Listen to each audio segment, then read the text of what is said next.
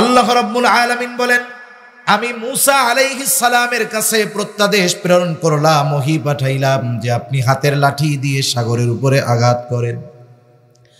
মূসা আলাইহিস সালাম জিজ্ঞাসা করে নাই কেন করব, আল্লাহ তাআলা আদেশ দিয়েছে।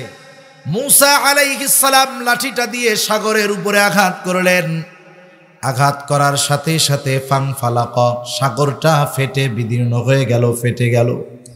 ফাকানা কুল্লু ফিরকিন কাত্তাউদিল আজিম, এইবার প্রতিটা ভাগ দুই দিকে সরে উঁচু হয়ে পাহাড় সাদৃশ্য উঁচু দেয়ালের মতো হয়ে গেল। দুই দিকে সরে মধ্যে ফাঁকা হয়ে গেছে। আল্লাহ তাআলার নির্দেশ, মুহূর্তের ভিতরে সমুদ্রের তলদেশ শুকনা ঠনঠনা হয়ে গেছে। বনি ইসরাইলের 12 গোত্র 12টা রাস্তা হয়ে গেছে। আল্লাহ তাআলা কোরআনুল কারীমের আর এক জায়গায় বলেন, ওয়াজাওয়াজনা বিবানি ইসরাঈলাল বাহরা ফাআতবাআহুম ফিরআউনু বিজুনুদিহি বাগয়ান ওয়া আদওয়া। আল্লাহ বলেন, আমি বনি ইসরাইলদেরকে সাগর পার করায় দিলাম। যখন বনি ইসরাইল মাঝ রাস্তা পার হয়ে গেছে, ফেরাউন তার বাহিনী নিয়ে, সৈন্য সামন্ত নিয়ে সাগরের পাড়ে এসে হাজির। আল্লাহ তাআলা বলেন, ফাআতবাআহুম ফিরআউন বিজুনুদিহি বাগয়ান ওয়া আদওয়া। ফেরাউন তার সৈন্য সামন্ত সহ শত্রুতাবশত সীমা লঙ্ঘন করে বনি ইসরাইলদেরকে নির্মূল করার লক্ষ্যে তাদের পেছনে ধাওয়া শুরু করলো, অনুসরণ করা শুরু করলো। বনি ইসরাইল সাগর পাড়ি দিয়ে চলে গেছে অপর পাড়ে। ফেরাউন তার বাহিনী নিয়ে পৌঁছায় গেছে মাঝ দরিয়ায়। রাস্তা যাদের জন্য বানানো হয়েছে তাদের ব্যবহার শেষ, এখন আর রাস্তার কোনো দরকার নাই। যখন কোনো হাইওয়ের মধ্যে ব্রিজ কালভার্ট বানানো হয়, পাশ দিয়ে একটা রাস্তা বানায়। যখন মূল রাস্তার কাজ শেষ, ব্রিজের কাজ শেষ, বলেন তো ওই রাস্তার দাম আছে নাকি?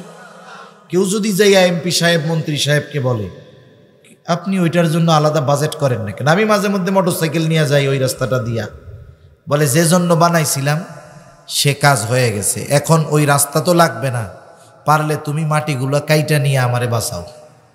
ঠিক না? যাদের জন্য রাস্তা বানানো হয়েছে তাদের ব্যবহার শেষ। আল্লাহ রাব্বুল আলামিন পানিকে আদেশ দিলেন, পানি তুমি আগের অবস্থায় ফিরে যাও।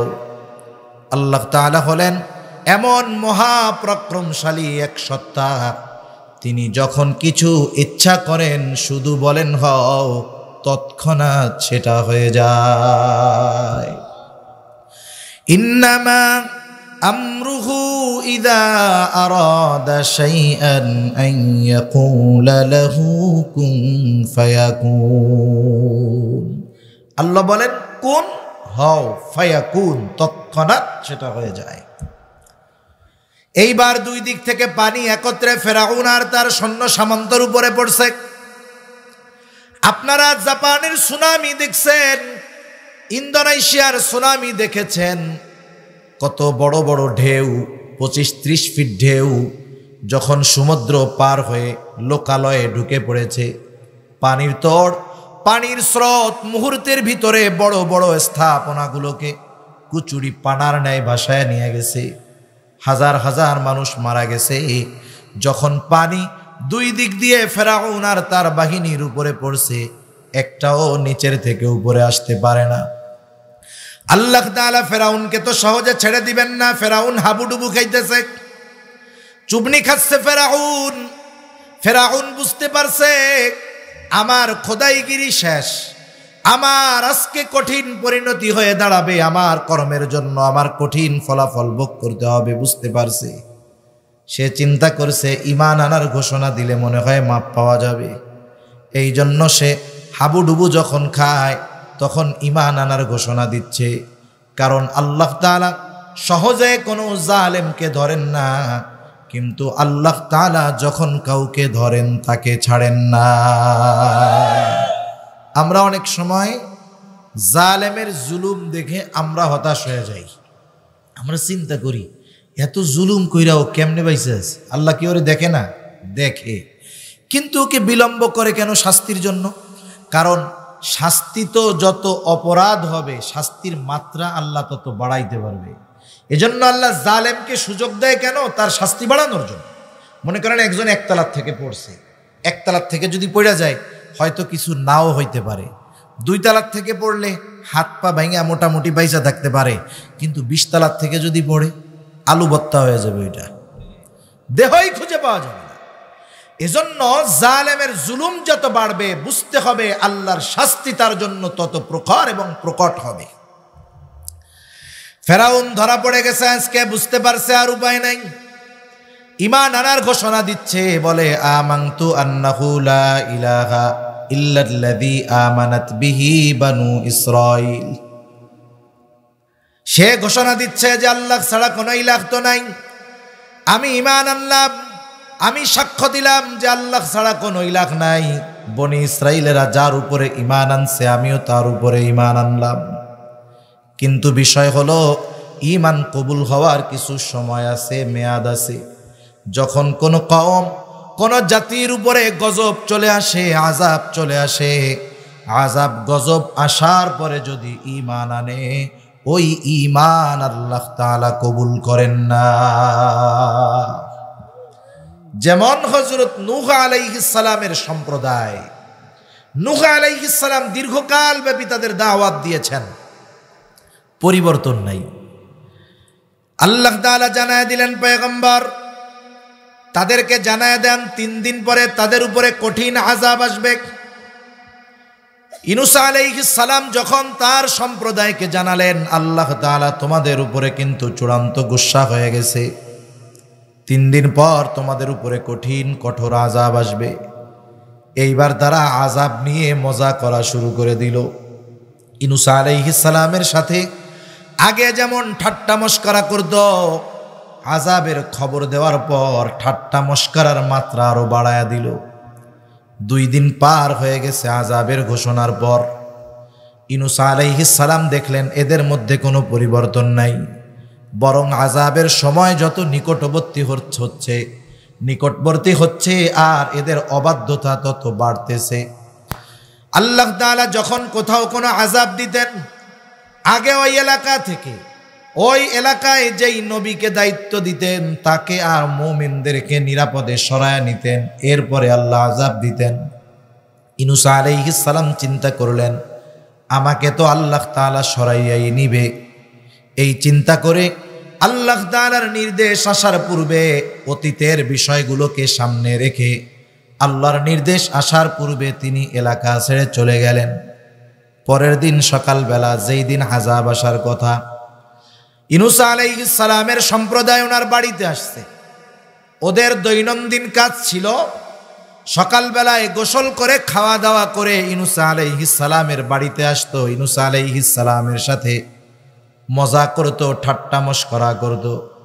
প্রতিদিনকার ন্যায় আজকেও আরো প্রস্তুতি নিয়ে আসছে যে মজা মাইরা বলবে ওই ইউনূস আজকে না গজব আসবে, কোন সময় আসবে। মজা করার জন্য যখন ইউনূস আলাইহিস সালামের বাড়িতে আসছে, এসে দেখে ঘরে কেউ নাই, দরজা আটকানো।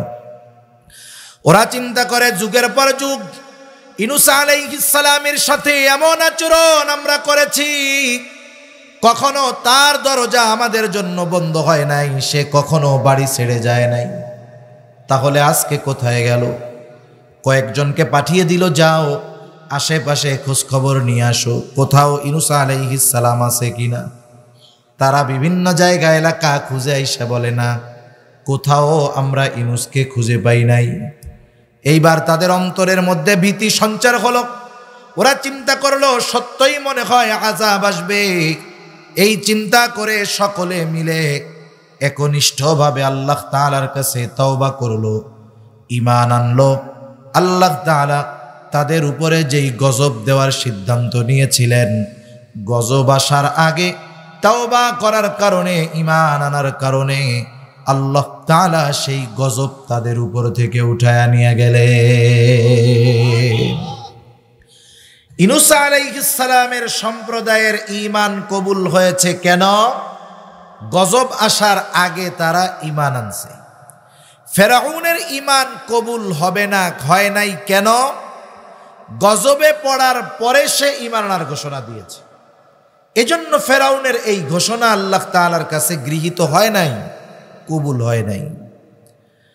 আল্লাহ রাব্বুল আলামিন জানায় দিলেন, কবুল তো হবেই না, বরং তোমাকে তো মরতেই হবে। তুমি মারা যাবা, তবে তোমার কি পরিণতি হবে শুনে নাও।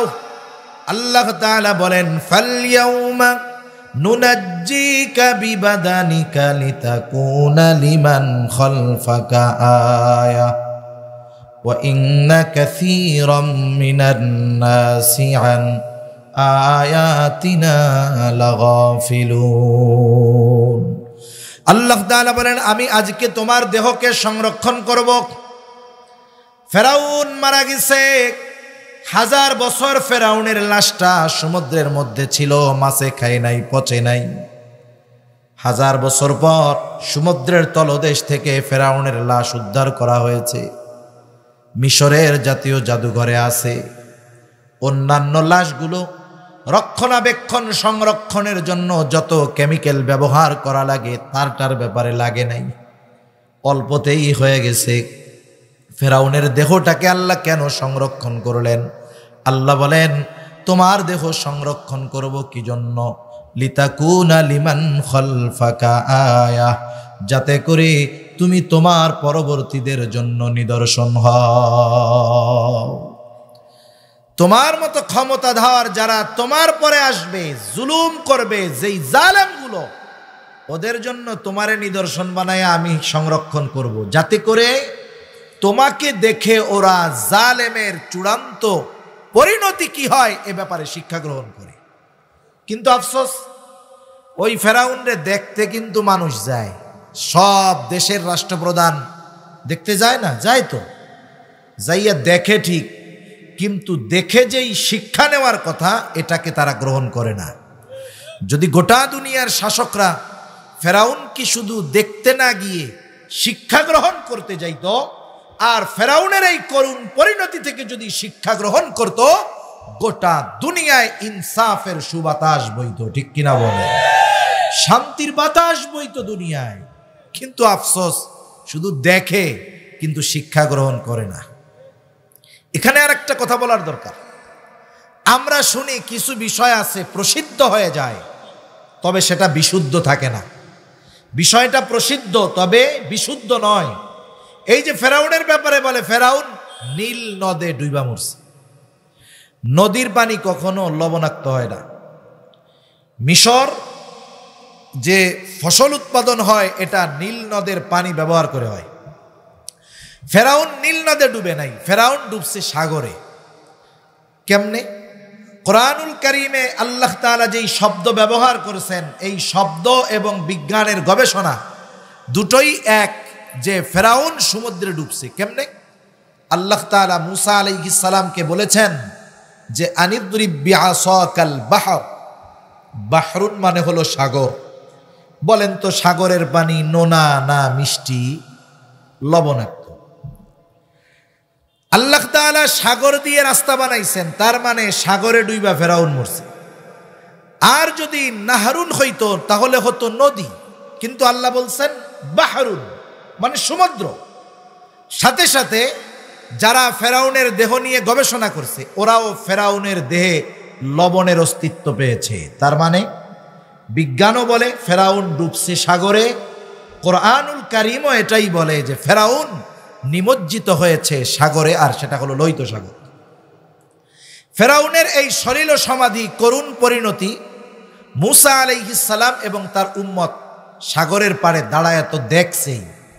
বলেন তো, এইরকম দৃশ্য যারা নিজেদের চোখে অবলোকন করেছে, দেখেছে, এই মানুষগুলোর তো আল্লাহ এবং তাদের নবীর প্রতি সর্বোচ্চ আনুগত্যশীল হওয়া উচিত ছিল, ঠিক কিনা বলেন? কিন্তু আফসোস, ফেরাউন শেষ। এখন তো বাড়িঘর কিচ্ছু নাই, খাওয়া দাওয়ার ব্যবস্থা নাই। বনি ইসরাইলেরা বলতেছে, মূসা কই আনলে? মাথার উপরে ছাদ নাই, মিশরেই তো ভালো ছিলাম, বাড়িঘরটার ছিল। আল্লাহ তাআলা বনি ইসরাইলের জন্য আকাশের মেঘমালাকে ছাদ বানায় দিছে। সুবহান। কেমন ইয়াকিন, কেমন বিশ্বাস, যেই আল্লাহ ওই জালেমের হাত থেকে সমুদ্রের মধ্যে রাস্তা বানায়া জালেমের হাত থেকে বাঁচাইল, সেই আল্লাহ না খাওয়াইয়া মারবে, এটা কি শয়তানেও বিশ্বাস করবে? ওরা বলে আমরা খামু কি, এত মানুষের রান্না কেমনে হবে, কিছুই তো নাই, না খাইয়াই মরতে হবে। মুসা, আল্লাহ তাআলা আসমান থেকে আসমানি খাবারের ব্যবস্থা করে দিলেন। সুবহান। যে আল্লাহ এত ব্যবস্থাপনা গ্রহণ করলেন, সেই আল্লাহর আদেশ নির্দেশ মানতে এই সমস্ত মানুষগুলো সর্বদা তৎপর থাকার কথা ছিল, ঠিক কিনা? প্রথম উদ্দেশ্য আল্লাহ তাআলার ফেরাউনের জুলুম থেকে নিষ্কৃতি দেওয়া। উদ্দেশ্যগুলোর মধ্যে অন্যতম দ্বিতীয় উদ্দেশ্য হলো জেরুজালেমকে তাদের হাতে তুলে দেওয়া, জেরুজালেমের কর্তৃত্ব বনি ইসরাইলদের হাতে তুলে দেওয়া। বনি ইসরাইল ওই সময়ের সবচাইতে উর্বর জমিন, মূল্যবান জমিন, ওইটার কর্তৃত্ব লাভ করবে। এই দামি জিনিস যদি বিনা পরিশ্রমে দিয়ে দেওয়া হয়, তাহলে দামি জিনিসের কদর কেউ করে না। দামি জিনিস যদি কষ্ট ছাড়া অর্জিত হয়, তাহলে ওই জিনিসের কদর কেউ করে না। আল্লাহ তাআলা তাদের উপরে জিহাদ ফরজ করলেন যে তোমরা যুদ্ধ করবা, তবে আগাম সুসংবাদ, যুদ্ধ করবা ঠিক, কিন্তু তোমাদের পরাজয় হবে না, তোমরাই জয়ী হবা। আল্লাহর ফয়সালা, সিদ্ধান্ত। মুসা আলাইহিস সালাতু ওয়াস সালাম তাদেরকে চূড়ান্তভাবে জিহাদের নির্দেশ দেওয়ার আগে 12 গোত্র থেকে 12 জনকে পাঠায় দিছে, যাও তোমরা একটু জেরুজালেমের অবস্থা অবলোকন করে আসো, দেখে আসো। 12 গোত্র থেকে 12 জন চলে গেল। ওরা যখন জেরুজালেম শহরের মধ্যে ঢুকছে 12 জন, স্বাভাবিক বিষয়, বাংলাদেশের মানুষ আপনারা এই এলাকায় যারা আছেন, বলেন তো যদি একজন চাইনিজ আপনাদের এলাকায় ঢুকে, অবশ্যই আপনারা বুঝবেন যে এই লোকটা কিন্তু আমাদের এলাকার কেউ না, ঠিক না? জেরুজালেম তখন শাসন করত আমালিকা গোত্র। এরা খুব সুঠামদেহী ছিল, শক্তিশালী ছিল। ওই 12 জন যখন শহরে ঢুকছে, আমালিকা গোত্রের একজন তাদেরকে দেখে ফেলছে, বুঝতে পারছে এও আমাদের লোক নয়। ওরা এত শক্তিশালী ছিল তারা, ওই একজন আমালিকা গোত্রের লোক ওই 12 জনকে একাই বেঁধে বাদশার কাছে নিয়ে গেছে। বাদশার দরবারে নিয়ে যাওয়ার পর আলোচনা হইল কি করা যায়। সিদ্ধান্ত হলো ওদেরকে ছেড়ে দেওয়া হবে। কারণ কি? কারণ যদি কোনো কেউ বা অথবা তাদের আমাদের দেশ আক্রমণ করার ইচ্ছা থাকে, তাহলে এরা গিয়ে ওদের সম্প্রদায়ের কাছে বলবে ওরা এত শক্তিশালী যে একজন আমাদের 12 জনকে বাইধা ফেলছে। যখন এই খবর শুনবে, ওরা ভীত হয়ে যাবে এবং আমাদের বিরুদ্ধে যুদ্ধ করার বিষয়টা স্বপ্নেও চিন্তা করবে না। সাইডা দিলে এই উপকার হবে। বাদশারে কয়েকজন এই বুদ্ধি দিয়েছে। বাদশাহ বলে হ্যাঁ সুন্দর, তো এবার ছেড়ে দিছে ওদেরকে। ওনারা 12 জন মুসা আলাইহিস সালামের কাছে গেছে। মুসা আলাইহিস সালাম বলছে, শোনো, ওই দেশের যে সব কিছু ভালো, সব ফজিলত বর্ণনা করবা ওদের কাছে, তোমাদের প্রত্যেকের গোত্রের কাছে গিয়ে। তবে ওরা যে এরকম শক্তিশালী এই বিষয়টা বলবা না, গোপন রাখবা। 2 জন ছাড়া বাকি 10 জন তাদের গোত্রের কাছে গিয়ে বলতেছে, মুসা কাদের সাথে যুদ্ধ করতে বলে জানো? ওরা একজনেই আমাদের 12 জনরে সাইজ করে দিছে। এইটা যেই বলছে, ওরা এইবার একবারে হাঁটু গাইড়া বসছে যে জীবন যায় যাক, তবু ওদের সাথে যুদ্ধ করব না। মুসা আলাইহিস সালাতু ওয়াস সালাম এবার আইসা তাদেরকে বুঝাইতেছেন। কি বলতেছেন? সেই কথাই আল্লাহ তাআলা সূরা মায়েদার মধ্যে বলেন। মুসা আলাইহিস সালাম বলতেছে, ওয়া ইয ক্বালা মুসা লিকওমিহি ইয়া কওমি যকুরু নি'মাতাল্লাহি আলাইকুম إذ جعل فيكم أنبياء وجعلكم ملوكا। মুসা আলাইহিস সালাম এসে বলতেছে, وإذ قال موسى لقومه يا قوم اذكروا نعمة الله عليكم। মুসা আলাইহিস সালাম বলতেছে, ও আমার কওম, ও আমার সম্প্রদায়, তোমরা ওই নেয়ামতগুলোর কথা স্মরণ করো যেই নেয়ামতগুলো আল্লাহ তোমাদের দিয়েছেন। আল্লাহ তাআলা ফেরাউনের কবল থেকে তোমাদেরকে বাঁচাইছেন। আল্লাহ তাআলা তোমাদের জন্য মেঘমালাকে ছাদ বানায় দিছে, আসমানি খাবারের ব্যবস্থা করে দিছে। শুধু তাই না, তোমাদের বংশের মধ্য থেকে ওয়াজআলাকুম, আল্লাহ তাআলা নবী প্রেরণ করেছে। নবী ইয জাআলা ফীকুম আম্বিয়া, আল্লাহ তাআলা তোমাদের মধ্য থেকে নবী প্রেরণ করছে। কত নবী? একেবারে ইয়াকুব আলাইহিস সালামের পর থেকে নিয়ে ঈসা আলাইহিস সালাম পর্যন্ত বনি ইসরাইল কখনো নবী শূন্য হয় নাই। নবীজি বলেন, আনাস রাদিয়াল্লাহু তাআলা আনহু থেকে বর্ণিত, নবীজি বলেন বনি ইসরাইল কখনো নবী শূন্য হয় নাই। একজন নবী ইন্তেকাল করেছে তো আল্লাহ তাআলা সাথে সাথে আরেকজনকে নবুয়ত দিয়ে ওই শূন্য স্থান পূরণ করে দিয়েছে।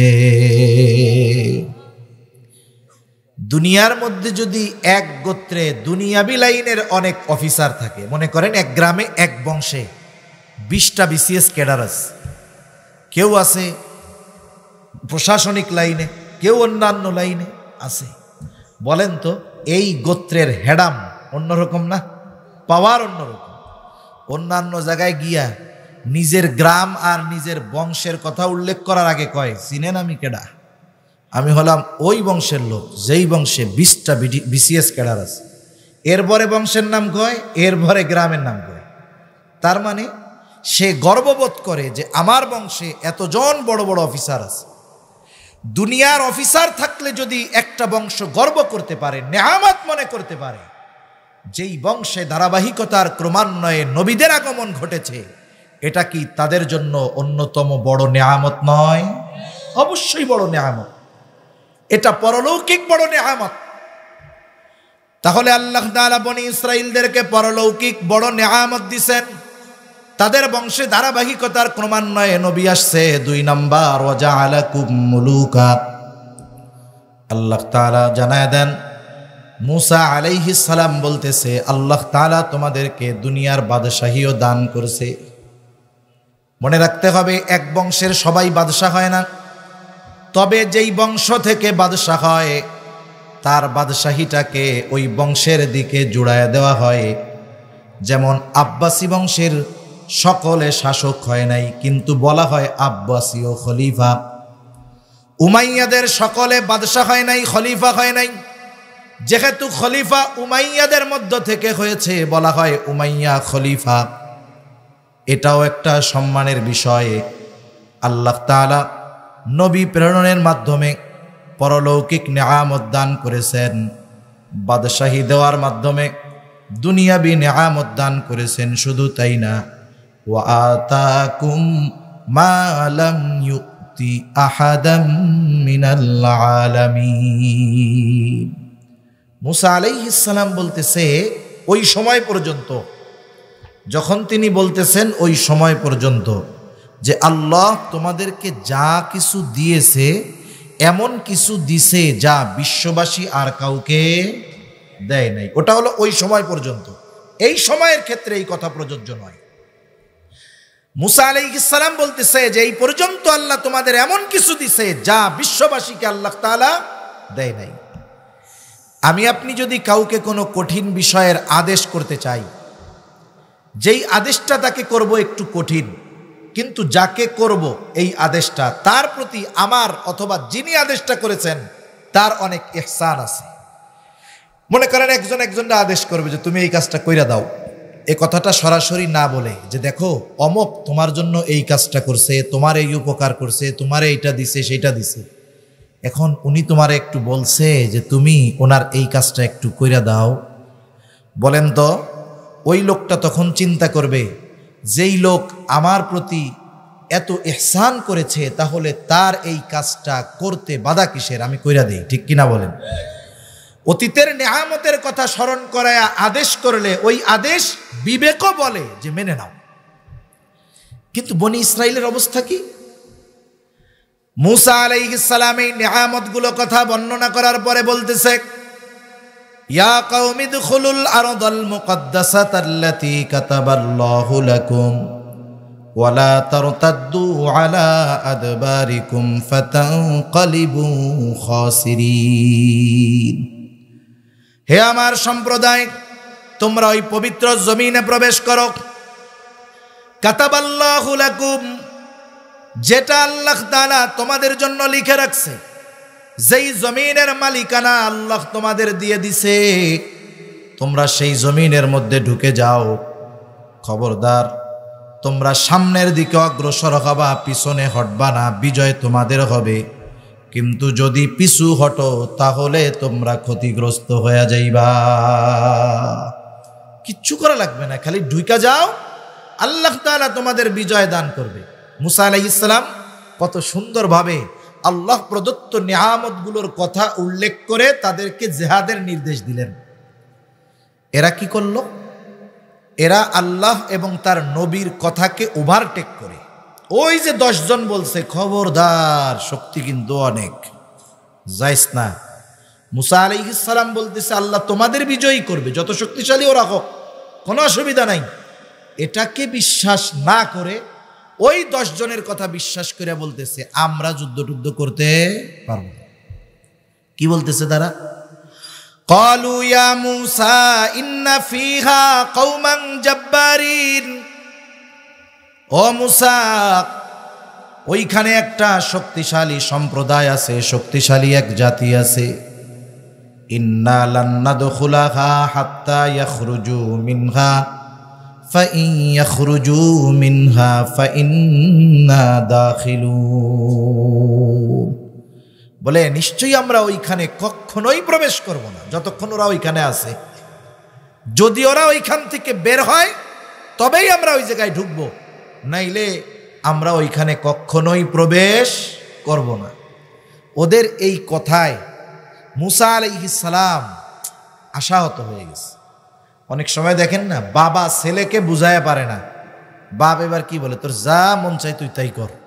পাশে থেকে চাচা আইসা আবার বুঝায় ছেলেরে, এই এরকম করে নাকি, তোর বাপ বলছে কথাগুলো শুনতে হয়।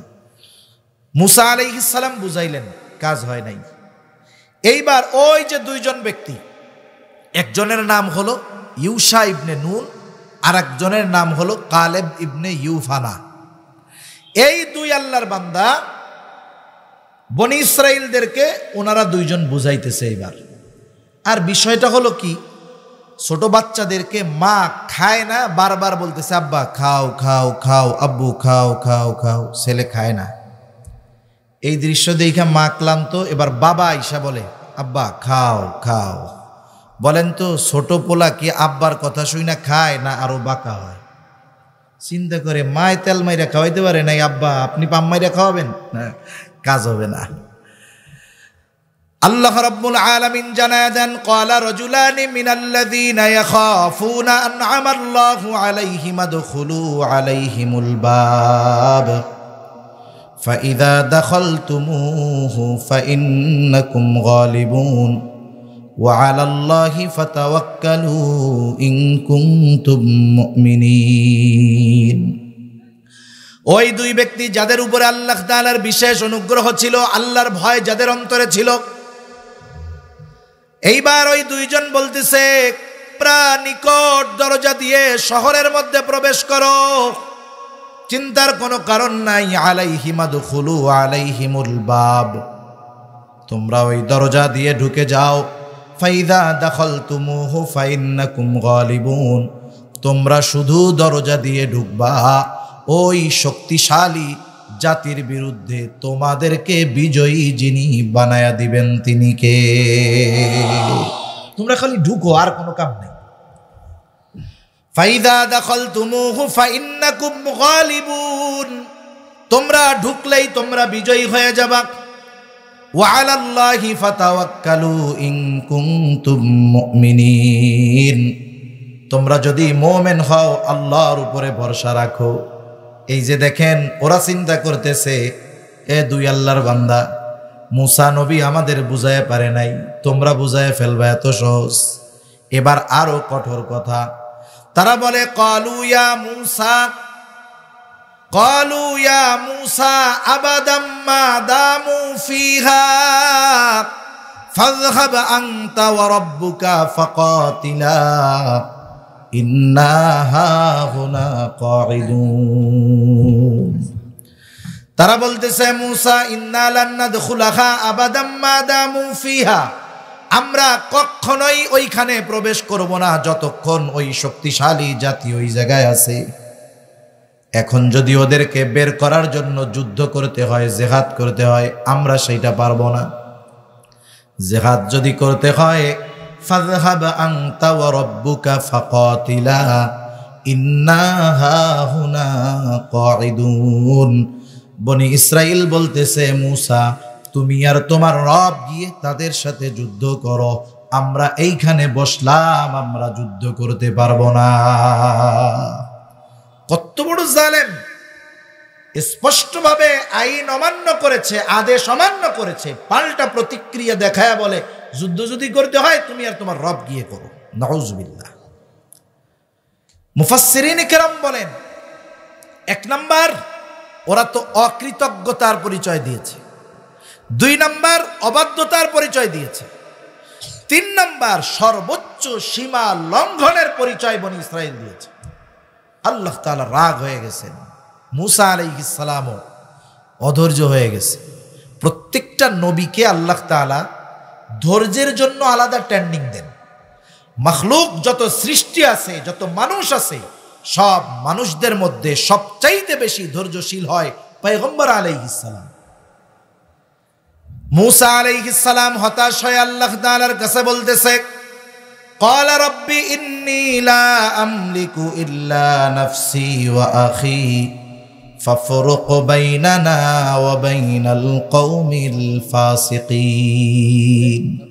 মূসা আলাইহিস সালাম বলতেছে ও আমার রব, ইন্নী লা আমলিকু ইল্লা নাফসি ওয়া আখি, আমার নিজের উপরে আর আমার ভাইয়ের উপরে ছাড়া আর কারো উপরে আমার নিয়ন্ত্রণ নাই। ওই দুই আল্লাহর বান্দাও এর মধ্যে শামিল, যে আমার উপরে আর আমার এদের উপরে ছাড়া কারো উপরে নিয়ন্ত্রণ নাই। আয় আল্লাহ ফাফরুক বাইনানা ওয়া বাইনাল কওমিল ফাসিকিন, আপনি এই ফাসিকদের থেকে আমাকে আপনি বিচ্ছিন্ন কইরা দেন, আলাদা কইরা দেন, এদের সাথে আমার সম্পর্কটাকে একেবারে শেষ কইরা দেন। কতটা কষ্ট পেলে উম্মতের আচরণে একজন নবী এমন কথা বলতে পারে যে আল্লাহ পাপীদের থেকে আমাকে আপনি পৃথক কইরা দেন।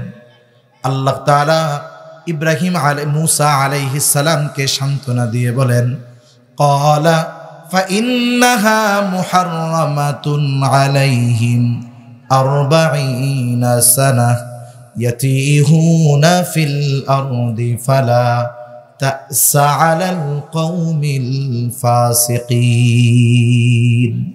আল্লাহ তাআলা বলেন এই জমিন তাদের জন্য 40 বছর নিষিদ্ধ করে দেওয়া হলো। ওই কথার পরে প্রতিদিন সকাল বেলায় বনি ইসরাইল উইঠা মিশরের দিকে রওনা দিত, হাঁটা শুরু করত, বলতো যে আমরা মিশরে চলে যাব। সবাই মিলে মিশরের দিকে হাঁটা শুরু করত। আলো ফুটে ওঠার পরে হাঁটা শুরু করত। হাঁটতে হাঁটতে যখন সন্ধ্যা হয়ে যেত, সন্ধ্যার সময় তারা দেখত সারাদিন হাঁটার পর সকাল বেলায় যেখান থেকে হাঁটা শুরু করছে সন্ধ্যার সময় ঠিক হাঁটতে হাঁটতে সেই জায়গায় এসে উপস্থিত। সারাদিন হাইটা এক জায়গায় আসছে। এভাবে আল্লাহ তাআলা 30 প্রান্তরে তাদেরকে হাঁটাইছেন। কত বছর? 40 বছর। কত বছর? 40 বছর। বনি ইসরাইলদেরকে দিনের বেলা 40 বছর শুধু আল্লাহ হাঁটাইছে, শুধু হাঁটছে, হাঁটতে থাক। এটা এদের জন্য শাস্তি। এখানেই অবস্থানরত অবস্থায় মূসা এবং হারুন আলাইহিমাস সালাম দুনিয়া থেকে চলে গেলেন। পরবর্তীতে ইউশা ইবনে নুনের নেতৃত্বে আমালিকা গোত্রের বিরুদ্ধে জিহাদ করলো। বনি ইসরাইলেরা জয়ী হলো এবং ফিলিস্তিন, এই জেরুজালেমের কর্তৃত্ব আল্লাহ তাআলা বনি ইসরাইলদের হাতে তুলে দিলেন। ওই সময় থেকে দীর্ঘকাল তারা বনি ইসরাইলেরা জেরুজালেমে বসত করছে। সুলাইমান আলাইহিস সালামের সময় করছে, আস্তে আস্তে তারা যখন অবাধ্য হওয়া শুরু করছে, বিভিন্ন সময়, এগুলো লম্বা ইতিহাস, স্বল্প সময়ে বলার মতো সুযোগ সময় এগুলো কোনোটাই নেই। বনি ইসরাইলরা বারবার বিতাড়িত হইছে, আসছে, বিতাড়িত হইতে আসছে। সর্বশেষ প্রথম শতকে চূড়ান্তভাবে বিতাড়িত হয়েছে।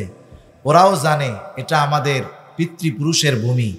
ওই লক্ষ্যেই 2000 বছর পর মুসলিম কিছু মুনাফিক গাদ্দারদের সহযোগিতায়, ব্রিটিশদের সহযোগিতায় আবার তারা পুনরায় জেরুজালেমে বসতি স্থাপন করে ফিলিস্তিন এবং মুসলমানদেরকে নিশ্চিহ্ন করার অপচেষ্টায় তারা লিপ্ত আছে। ঠিক কিনা বলেন? মনে রাখতে হবে, এই মনোবাসনা কোনোদিন পূরণ হবে না। তবে একটা জিনিস খেয়াল রাখবো, আমরা কখনোই ওরা যেই বদ স্বভাবগুলোর কারণে অভিশপ্ত, এগুলো যেন আমাদের মধ্যে না আসে। 3টা বিষয় আমরা জেনেছি। একটা হলো তারা চরম অকৃতজ্ঞ, 2 নম্বর তারা সর্বোচ্চ পর্যায়ের অবাধ্য, সর্বোচ্চ পর্যায়ের সীমালঙ্ঘনকারী। আজকের আলোচনা থেকে আমাদের যেটা শিক্ষণীয়, যে আমরা সর্বোচ্চ কৃতজ্ঞ বান্দা হব। কি হব বলেন? কৃতজ্ঞ বান্দা হব। 2 নম্বর আমরা সর্বোচ্চ আনুগত্যশীল বান্দা হব। 3 নম্বর আমরা সর্বোচ্চ সীমা, শরীয়তের সীমার ভিতরে থাকার সর্বোচ্চ মেহনত করব, সীমা লঙ্ঘনকারী হব না। যদি ওই কাজগুলো আমাদের মধ্যে চলে আসে, তাহলে আল্লাহ তাআলা ওই জালেমদেরকে দিয়ে আমাদের সাইজ করাবে। আল্লাহ তাআলা কথাগুলো বুঝবার, আমল করবার তৌফিক দান করুন। সকলে বলি আমিন। শ্রদ্ধেয় বড় ভাইকে বসায় রেখে এতটুক কথা বলাও আমার জন্য সমীচীন হয় নাই। আমরা দোয়া করি, আমাদের বাংলাদেশের গর্ব, আপনাদের কুমিল্লার গর্ব ডক্টর আবুল কালাম আজাদ বাশার হাফিজাহুল্লাহ, আল্লাহ তাআলা হযরতের নেক খেদমতগুলো কবুল করুক। আল্লাহ তাআলা